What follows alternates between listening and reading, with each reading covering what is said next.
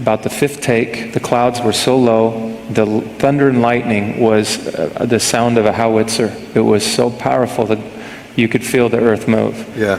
And this light came right down from heaven and lit me up. You got struck with lightning. I was struck by lightning. Yeah. የሆሊውድ የፊልም መዝገብ ቢገለጥ እንደዚህ ፊልም ተጽዕኖ ያሳደረን ማግኘት ዘበት ይመስላል። The Passion of Christ የቦክስ ኦፊስ ሪከርዶችን ከመበጣጠስ አልፎ ለክርስትና ሃይማኖት ኃያል መስህብ ሲሆን ፊልሙን ለመስራት ተደነቀሩት መከራዎች ግን የፈጠራ ተረት እንጂ እውን አይመስሉም።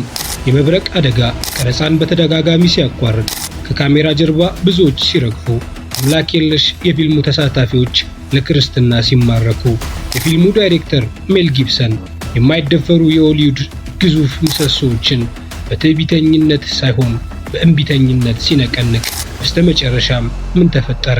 The Passion of Christ አሰራሩም ሆነ ውጤቱ አስደንጋጭ የሆነ ፊልም ከካሜራ ጀርባ እንዲህ ይመስላል።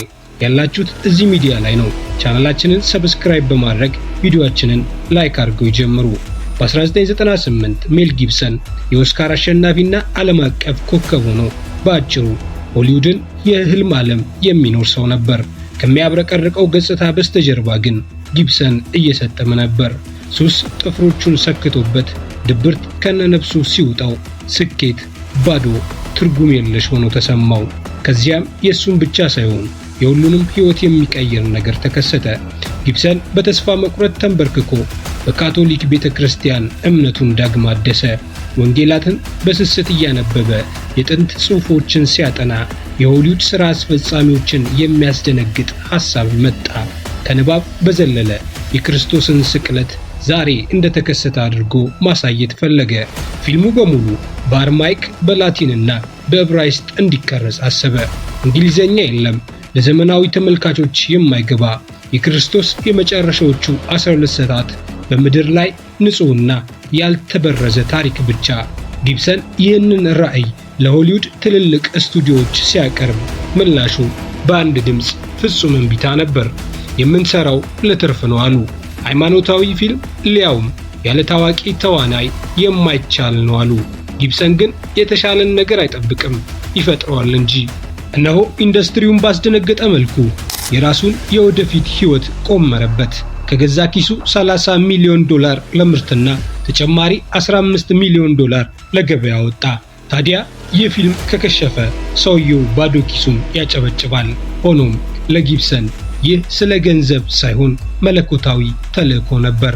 ነገሮችን ያከበደበት ነገር ዝናቸው ቅዱስ ታሪኩን ይጋረደዋል ብሎ ስላመነ በሆሊውድ ውስጥ ያሉትን እያንዳንዱን ታዋቂ ተዋናዮች አልተቀበለም። በምትኩ ወደ ገጸ ባህሪዎቻቸው ሊጠፉ የሚችሉ ያልታወቁ ሰዎችን ፈለገ። በባህሪው ምስጉን ካቶሊክ የሆነው ጂም ካቪዜል ኢየሱስን እንዲጫወት ተመረጠ። ጊብሰን ሚናውን ሲያቀርብለት አስደንጋጭ ማስጠንቀቂያ ሰጠው። ከዚህ ፊልም በኋላ በዚህ ከተማ ውስጥ ዳግመኛ አትሰራም ሲል ሆሊውዶች ጀርባ እንደሚሰጡት ሲነግረው ካቪዜል ሁላችንም መስቀላችንን መቀበል አለብን ሲል ሌላው እንደማያስጨንቀው ነገረው። የካቪዜል የመጀመሪያ ፊደላት ጄሲ ነበሩ። ጂሰስ ክራይስት። በወቅቱ 33 ዓመቱ ነበር። ኢየሱስ በተሰቀለበት ጊዜ የነበረበት ትክክለኛ ዕድሜ። ያኔ ጊብሰን መለኮታዊ ዓላማ መሆኑን ይበልጥ አረጋገጠ። የፕሮዳክሽን ቡድኑ ወደ ጣሊያን ማታ ከተማ አመራ። ለ2000 ዓመታት ያልተለወጠች በድንጋይ ላይ የተቀረጸች ጥንታዊ ከተማ ጎልጎታን ጨምሮ አስፈላጊ ስፍራዎች ተገነቡ። ሁሉም ነገር እውነተኛና ተጨባጭ መሆን ነበረበት። ነገር ግን ከመጀመሪያው የፊልም ቀረጻ ቀን ጀምሮ አንድ ነገር ሊገባቸው አልቻለም። የአየር ሁኔታው በማይገለጽ ሁኔታ እየተለዋወጠ ጠዋት ጠርቶ የነበረው ሰማይ በድንገት ጨልሞ የአሸዋ አውሎ ነፋሶች በመቶ ሺዎች የሚቆጠር ዶላር የሚያወጡ መሳሪያዎችን ይገለብጡ ነበር። የፊልም ሰራተኞች እንግዳ የሆኑ ልምዶችን ልክ ቀረጻ ሲጀምር ድንገተኛ የስሜት መለዋወጥን ሪፖርት ማድረግ ጀመሩ። ፊልሙ እየተቀረጸ ስሜት ማሳየት ማይጠበቅባቸው ተዋናይ የተዋናዩን ስቃይ የክርስቶስን እያሳሰባቸው በእንባ እየታጠቡ እጅግ አደገኛ ዲሬክተር ጊብሰን ራሱ መቆጣጠር ትቶ እያነባ ብዙ አይነት ትዕይንቶችን በእንባ ተቋረጡ። ይባስ ብሎ የጎልጎታው የመስቀል ላይ ስቅለት ትዕይንት በሚቀረጽበት ጊዜ የማይታመን ነገር ተከሰተ። በመስቀል ላይ ተሰቅሎ የነበረው ተዋናይ ጂም ካቪዜል በመብረቅ ተመታና መብረቁ ምላሱንና ጉንጩን እንዲነክስ አድርጎት በኋላም ከበርካታ የልብ ቀዶ ጥገናዎች በኋላ መትረፍ ቻለ። ነገር ግን አስፈሪው ነገር እዚህ ላይ ነው። በዚያው ትዕይንት ላይ እንደገና ረዳት ዳይሬክተር ጆን ሞሊኒ በመብረቅ ተመታ። ይህ እጅግ አስደንጋጭ ነበር። በአንድ የፊልም ቀረጻ ቦታ ላይ ሁለት የመብረቅ አደጋዎች የአየር ንብረት ተመራማሪዎች የማይቻል ተአምር ነው አሉ። በእያንዳንዱ እርምጃ የካቪዜል ስቃይ እየጨመረ በግርፋት ትዕይንት ወቅት ጅራፍ በስህተት ተመቶ 14 ኢንች የሚሆን ቁስል ከጀርባው አኖረ። የተሸከመው መስቀል ትከሻውን ገነጠለው።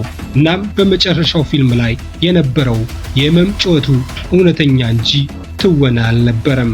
በቀዝቃዛው የስቅለት ቀረጻ ወቅት የሰውነት ሙቀት መቀነስ ችግር እያጋጠመው ከሜካፕ የተነሱ ቁስሎች ከእውነተኛ ጉዳቶች መለየት እስካይቻል አንዳንድ ቀናት የካቪዜል ህመም በጣም ከባድ ስለነበር ትወናው የምር ስቃዩን መለየት አልተቻለም ነበር። ይህ ሁሉ ውጣ ውረድ ግን የብዙዎችን ልብ እየቀረጸ ነበር። በተዋናዮችና በሰራተኞች ላይ የደረሰው መንፈሳዊ ተጽዕኖ ከፊልም ታሪክ ውስጥ የማይታሰብ የመጀመሪያ ነበር። አስቆሮቱ ይሁዳን ሆኖ የተጫወተው የዕድሜ ልክ ሃይማኖት የለሽ የነበረው ሉካ ሊዮኔል ፊልሙን ከቀረጸ በኋላ ለክርስቶስ ተማርኬያለሁ ሲል እጆቹን አነሳ። ያሳለፈው ልምድ መለኮታዊና አስፈሪ የሆነ ነገር መገኘት እንዲሰማው እንዳደረገ ገለጸ። ሰራተኞች በተለይ ከከባድ የቀረጻ ቀናት በኋላ ለሳምንታት የሚቆይ እንቅልፍ እያጡ፣ አንዳንዶች በእረፍት ጊዜ መጽሐፍ ቅዱስን ማጥናት ጀመሩ። ሌሎች ዳግም ወዲያውኑ ጥምቀትን ፈለጉ። እነሆ ዘ ፓሽን ኦፍ ክራይስት ፊልም እንደ አውሮፓውያን አቆጣጠር የካቲት 25 ቀን 2004 ዓመተ ምህረት በአብይ ጾም መጀመሪያ ሲታይ ሁሉንም ትንበያዎች ሰባበረ። ጊብሰን ባህላዊውን የሆሊውድ ግብይት ሙሉ በሙሉ ጥሶ በቀጥታ ወደ አብያተ ክርስቲያናት አመራ። የቤተ ክርስቲያን ቡድኖች ሙሉ ሲኒማ ቤቶችን በመያዝ የፊልም እይታዎችን ወደ መንፈሳዊ ዝግጅቶች ለወጡ። ቁጥሮች አስገራሚ ነበሩ። በመጀመሪያው ቀን 23.5 ሚሊዮን ዶላር፣ በመጀመሪያው ሳምንት መጨረሻ 83 ሚሊዮን ዶላር። ይህ ለየካቲት ወር ሪከርድ ነበር። የፊልሙ ትርኢት ሲያበቃ በዓለም ዙሪያ 611 ሚሊዮን ዶላር በማግኘት በታሪክ ከፍተኛ ገቢ ካላቸው ፊልሞች አንዱ ሆነ። ነገር ግን ስኬት ጊብሰን ከገመተው በላይ ከባድ ዋጋ አስከፈለው። የአይሁድ ድርጅቶች ፊልሙ አደገኛ ጸረ ሴማዊ አመለካከቶችን እያሰራጨ ነው ሲሉ ከሰሱት። ተቺዎች በዓለም ዙሪያ ባሉ ሲኒማ ቤቶች ተመልካቾች እየተዝለፈለፉበት የነበረውን ይህን ፊልም እስካሁን ከተሰሩት ሁሉ እጅግ በጣም ጨካኝ ፊልም ብለው ጠሩት። ሆኖም ለሚሊዮኖች ለሚቆጠሩ ተመልካቾች ፊልሙ ለውጥ አምጪ ነበር።